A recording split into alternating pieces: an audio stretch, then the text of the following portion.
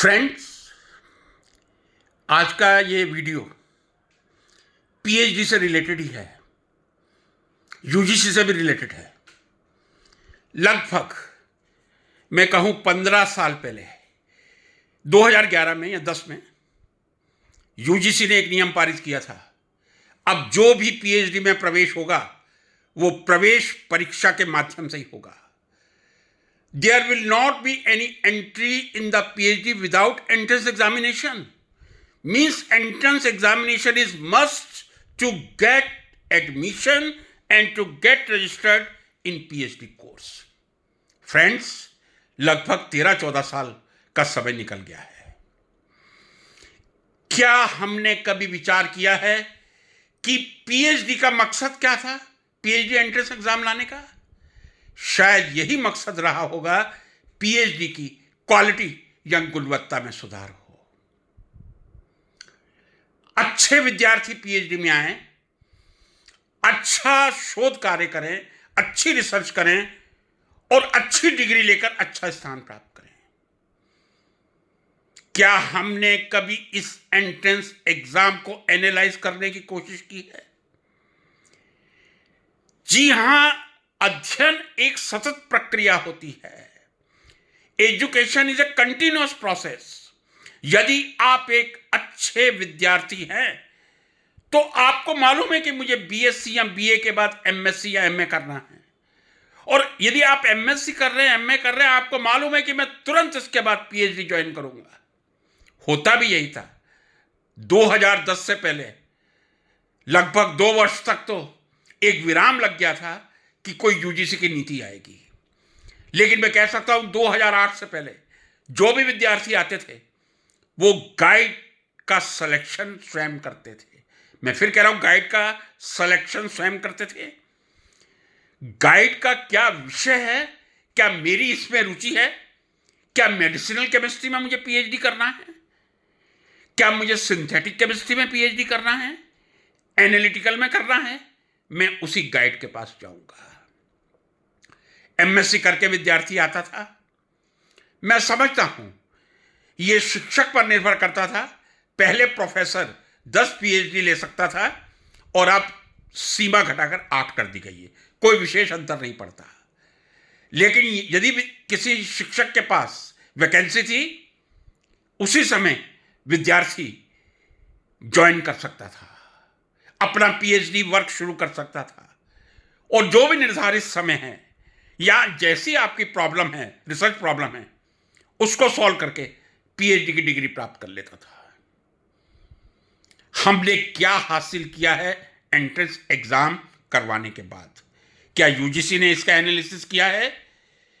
क्या जो बड़े बड़े शिक्षाविद इस देश के स्तंभ हैं उन्होंने कभी विचार किया है? जब बच्चा पीजी करता था, तुरंत अपने गाइड का चयन करके उसके पास जाकर कहता था, सर मुझे पीएचडी करनी है, मुझे क्या करना है? गाइड उसकी स्वयं परीक्षा लेता था, ठीक उसी तरह जैसे गुरु को किसी शिष्य की परीक्षा लेनी चाहिए। यदि उसको लगता था कि शिष्य उचित है, वो उसे लिटरेचर सर्वे का कार्य देकर रिसर्च की तरफ अग्रसर कर देता था। कहीं टाइम का वेस्टेज नहीं था। आज विद्यार्थी एमएससी करता है, उसके बाद इंतजार करता है कब पीएचडी एंट्रेंस एग्जाम की वैकेंसी आएगी। जब वैकेंसी आएगी, अप्लाई करेगा, उसके कई महीनों के बाद एंट्रेंस एग्जाम होगा। एंट्रेंस एग्जाम के बाद फिर वाइवा होगा, फिर वाइवा होने के बाद कमेटी गाइड निर्धारित कर देगी और उसके बाद विद्यार्थी पीएचडी करने जाएगा। जो मैं प्रैक्टिकली कह रहा हूं, मेरी बात गलत नहीं है, आत्मविश्वास से कह रहा हूं। आज पीजी करने के बाद कम से कम विद्यार्थी के 2 साल केवल प्रवेश परीक्षा के लिए वेस्ट हो रहे हैं, खराब हो रहे हैं। मैं कह रहा हूं खराब हो रहे हैं। 2 वर्ष तक कई विद्यार्थियों को पीएचडी एंट्रेंस एग्जाम का इंतजार करना पड़ता है, पीएचडी एंट्रेंस एग्जाम का इंतजार करना पड़ता है, वाइवा का इंतजार करना पड़ता है। लेकिन क्या जिस उद्देश्य को लेके प्रवेश परीक्षा का नियम पीएचडी के लिए लाया गया था, उसमें हम सवाल हुए क्या पीएचडी की क्वालिटी में कोई सुधार हुआ है? मैं समझता हूं यदि पूर्ण ईमानदारी से अपने हृदय को टटोलने का प्रयास करें, मुझे नहीं लगता इस एंट्रेंस एग्जाम ने कहीं भी पीएचडी की क्वालिटी में कोई सुधार किया है। एक यूजीसी ने एक नियम बनाया था, 2 पेपर होने चाहिए, और 2 पेपर्स की क्या क्राइटेरिया होना चाहिए उसकी भी यूजीसी ने स्वयं कई बार लिस्ट चेंज की थी। यदि आप लोगों को याद हो, पहले एक लिस्ट आई, ऑब्जेक्शन आई, दूसरी आई, तीसरी आई, उसके बाद आई हो मुझे मालूम नहीं। लेकिन आज से 40 साल पहले कुछ यूनिवर्सिटीज, कुछ गाइड ऐसे थे, जब तक आप 6 या 7 इंटरनेशनल लेवल पे पेपर पब्लिश नहीं कर लेते थे, आप पीएचडी की थीसिस सबमिट नहीं कर सकते थे। कम से कम 5 पीएचडी करने के लिए, थीसिस सबमिट करने के लिए 5 इंटरनेशनल पब्लिकेशन उनका क्राइटेरिया हुआ ही करता था। वो ज़्यादा अच्छा था, या ये यूजीसी का डंडा ज़्यादा अच्छा है।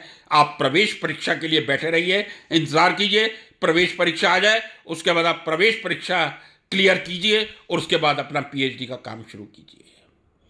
कहां तक ये तर्क संगत है? क्या पीएचडी की प्रवेश परीक्षा ने पीएचडी की क्वालिटी इंप्रूव की है? यदि नहीं की है तो क्यों नहीं इसको हटा दिया जाता? ये गाइड और स्टूडेंट के बीच का एक रिलेशन होता है। गाइड स्टूडेंट को कितना समझ सकता है, स्टूडेंट गाइड को कितना समझ सकता है, उसी पर पीएचडी की सफलता निर्भर करती है। इस प्रकार की प्रवेश प्रक्रियाओं से हम कहीं मेधावी छात्रों को स्कूल शिक्षा की तरफ भेज देते हैं ताकि वो बीएड करके किसी स्कूल में चले जाएं। यदि हमें प्रतिभाशाली विद्यार्थियों को हायर एजुकेशन में लाना है, उनके समय का बचाव करना होगा। We have to save the time of our student and please rethink about such type of entrance examination which could not improve the quality of PhD, but they have wasted a lot of prestigious year of younger students. Thank you very much.